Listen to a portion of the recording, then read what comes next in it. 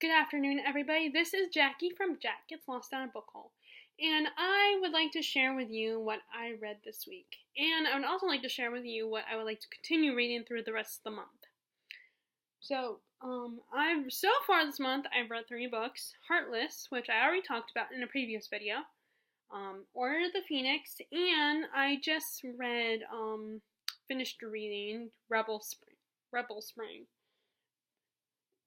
Okay, so first, let me talk about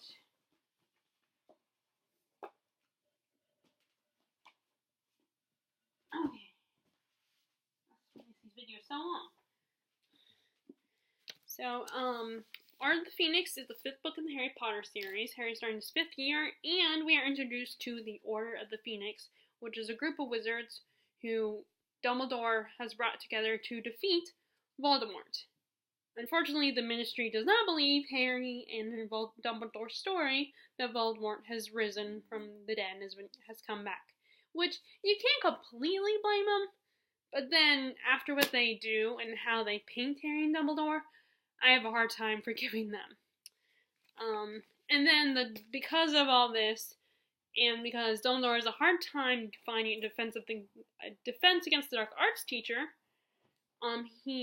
Fudge has put in his own applicant, which is Dolores Umbridge, and I think basically every Harry Potter fan hates her. And Harry, and she will not let them do magic because Fudge is paranoid that they're going to create an army and that Dumbledore wants to take his job, which is not the case. And you have So Harry and his friends, and what they end up doing is they end up creating a group of people who believe Harry, gather together themselves at the school, a group of the students, and create their own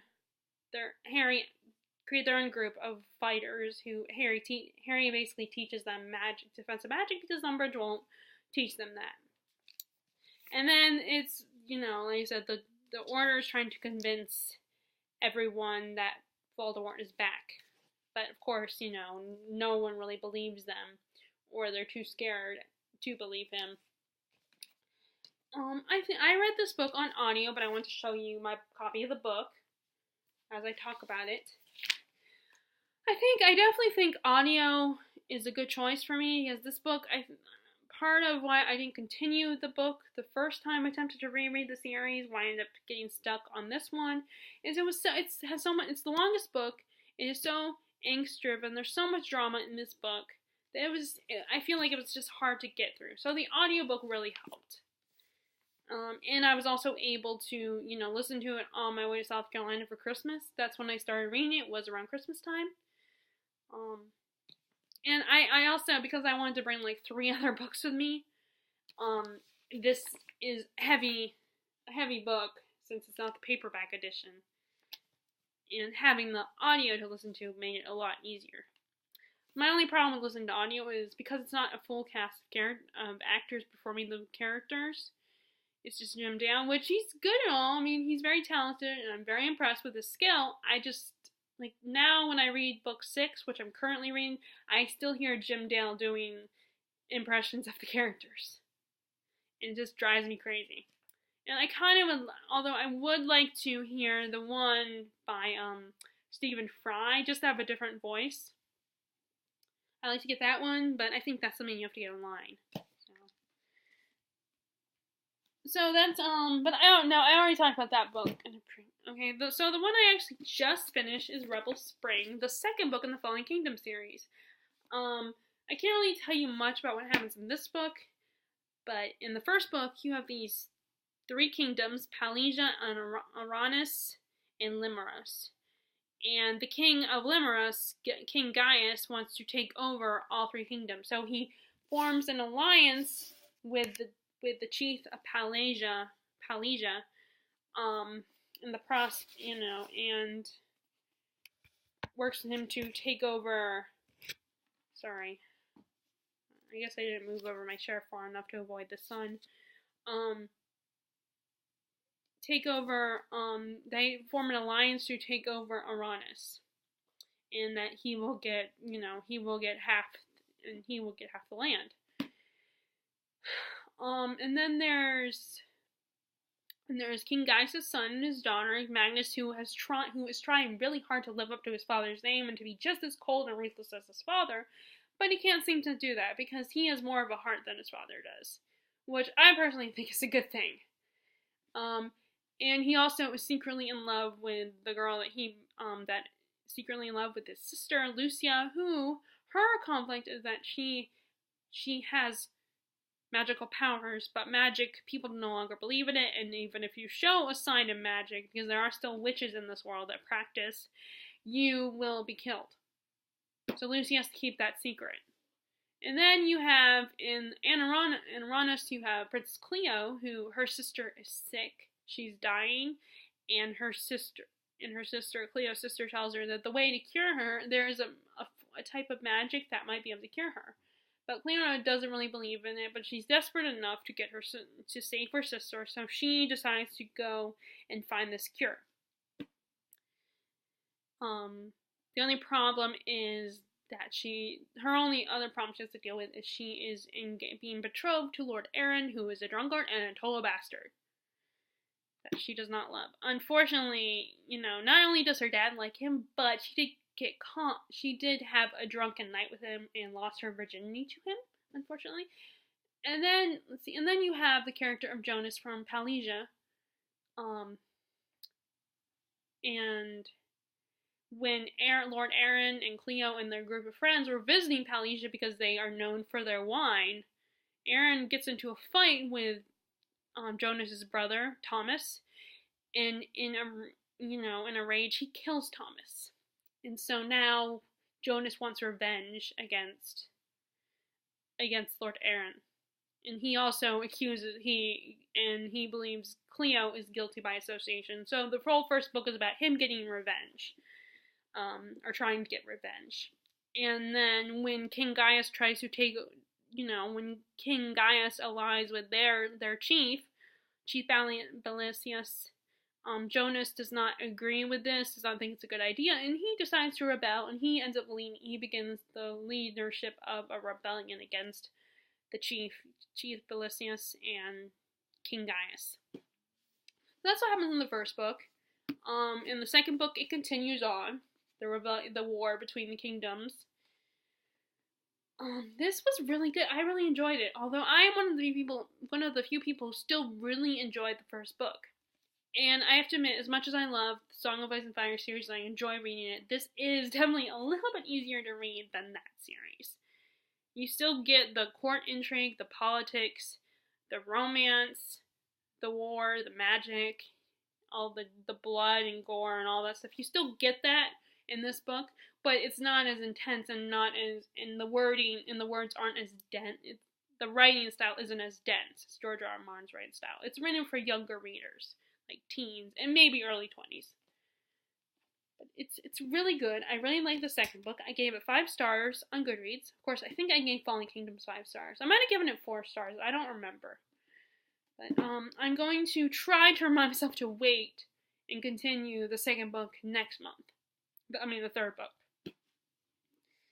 Okay, so that's the one I just finished. Now, the current books I'm reading, the first 3 I'm reading are Scarlet, which is the second book in the Lunar Chronicles. It's a sci-fi retelling of fairy tales such as Cinderella, Little Red Riding Hood, which this is based on, Rapunzel, and Snow White.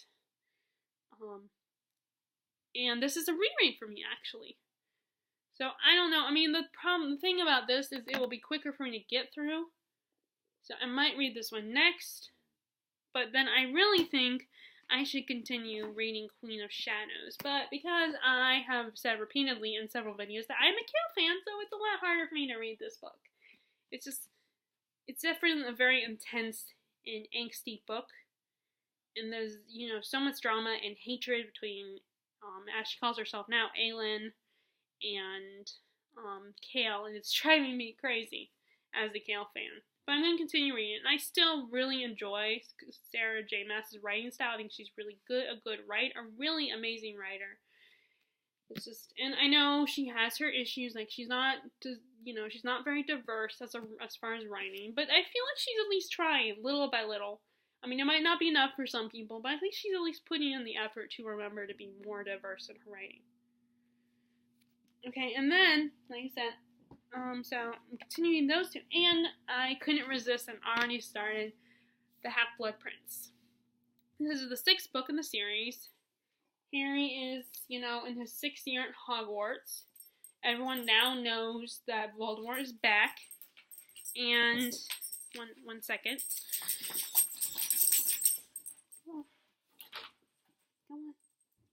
Go on.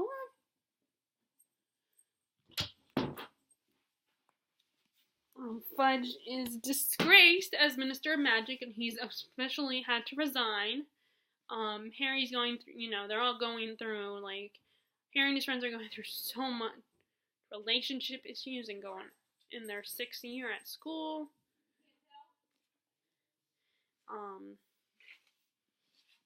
And the main plot, of course, is that Harry is being taught privately by Dumbledore, who is showing Harry through the pensieve, Voldemort's past, so they can learn about Voldemort and what has led him to where he is now, and the villain he became.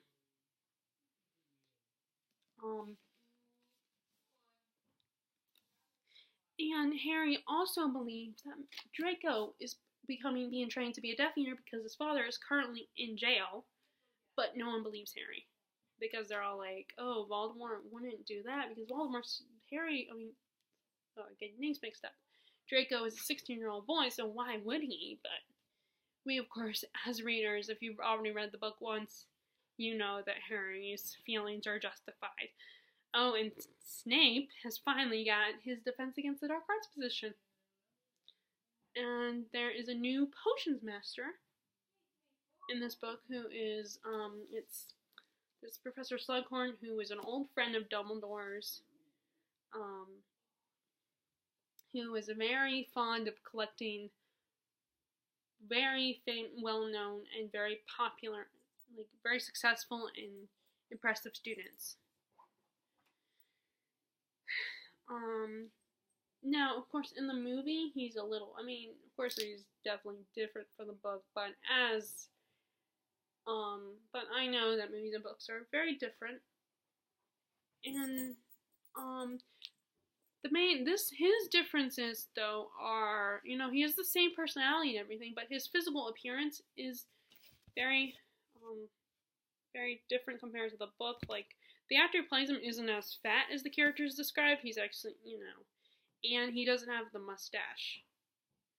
But I think he has the personality well in hand. I think he does a good job at the performance. Granted, I am biased to the actor because I do like the actor who plays him in the movie.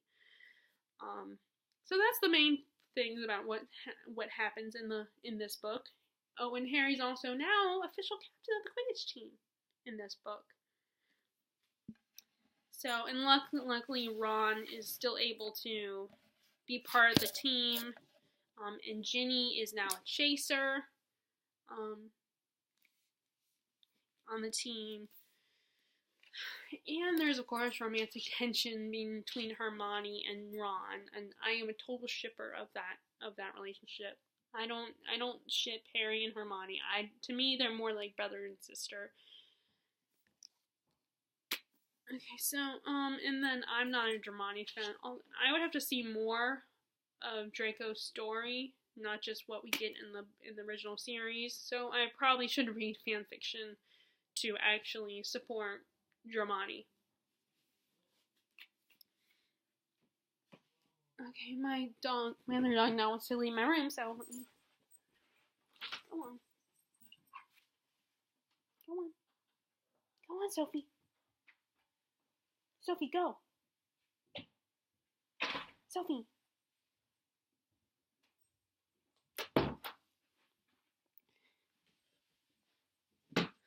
Okay, so I'm just going to go through quickly what I'm also planning to read this month. I also want to read Blue Lily, Lily Blue, which is the 3rd book in the Raven cycle. I didn't have the fourth and final book, and I don't like to read a book until I get the next book that comes right after it in the series. So I asked for that. That was one of the many books I asked for Christmas, and I did get that. That was one of the ones I got. So now I started reading the third book, which I am hear from a lot of fans of the series that this is their favorite of the series. So I don't know if it will be my favorite. Who knows? It might be, or it might not be. I don't know. And the last two books I'm kind of in the middle of. The Secret History of Donna Tartt. I recently bought, one of my book hauls I mentioned this, that I recently bought The Goldfinch, so I'm going to read that one as well at some point this year. So I want to read this one. I'm really liking it. I know a lot of people complain it's very pretentious. I personally think it's really good, and I enjoy her writing style. So I'm going to continue with that one. And I'm going to continue. This is a collection of novellas written by Kelly Link. She writes a lot of magical realism. And this is one that my sister kind of got me into her because I think she looked her up and, and asked me if I would be interested. So I checked her out and I asked for these two books and my sister got them for me. Not this year, but a few years ago. So I'm going to continue it. The current story I'm in the middle of, is called The Secret Identity, and I think it's about a girl who, she's a teenage girl who gets into an online relationship with an older man and pretends to be her sister and they arrange to meet, but she falls through and I think chickens out or something, and this whole story is her writing emails or something, or I don't know if it's just her thoughts or she's actually writing this to the guy, I don't know. But I want to keep reading this. Okay, so those are all the books. And then the last two books that I want to read this month. Night Film. I haven't got very far in this one. But what I like about this one so far is that it has a little bit of mixed media, which is really cool. And I definitely would I want to try and I'm thinking about checking out the Illuminae Files and its sequel. I don't know yet though if I will or not, but definitely want to consider reading more science fiction and stuff like this, which I don't think this is science fiction, but you know what I mean. But what I do know about this is this journalist is investigating this filmmaker who makes a lot of really dark films because his daughter had committed suicide. And he has suspicions that it wasn't a suicide and that it has something to do with her and his films. But like I said, I haven't gotten very far. That's just from what I've heard. It's not from what I've read so far. And then last but not least, this one I did not add on my list when I typed up the document for my TBR. But, this is one I was on one of the book groups I'm in. They mentioned this book as one that you should read after Harry Potter, and I'm guessing because it has magic in it. It's a fantasy. It takes place in Prague, from what I know. That's all I know. Oh wait, there's actually one more book I forgot to mention that I like to read as well. I don't know where it is. I must have left it on my bookshelf. But I'll mention that one. So I want to read this one. I don't know much about it. I just know it's set in Prague. And actually, Conan O'Brien blurbed it on here. He says, this deliciously madcap novel has it all. Murder in Prague, time travel, misanthropic Beethoven, tantranic sex, and a dwarf with an attitude. So I'm looking forward to this. I want to check that one out. And then the last book I want to check out that I forgot to grab off my shelf I don't want to make this video too long by taking time and doing that, it's called Sea of Shadows.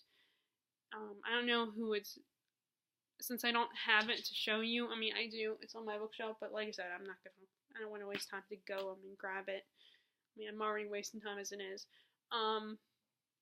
It's a fantasy about two sisters. I think they're sorceresses or something, and they're getting separated, and they're in the book, they're trying to find each other. So I don't know much about it. That's just going by from what I remember from the summary on the back, because I do read the back descriptions of books. I know they're not always very accurate, but I feel like it's publishers just, I don't know how they do it. Maybe I think that is probably what the little bit of information they're given by the author when they're coming up with the summary on the back, or maybe from what they remember from reading it themselves. I don't know.